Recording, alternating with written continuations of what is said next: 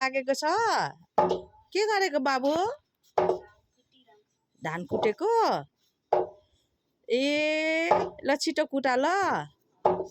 भोक लागेको छ।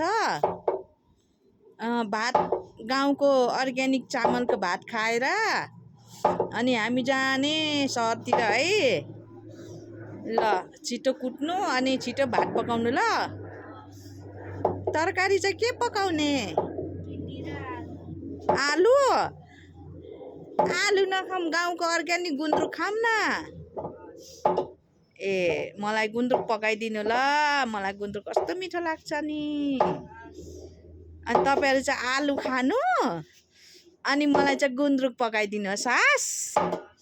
गुन्द्रुक र नि गाउँको चामलको अर्ग्यानिक भात खाएर जान्छु म हस्। ल अब यति नै जाम होला बेचीतिर। हुन्छ ल जाम अब ल।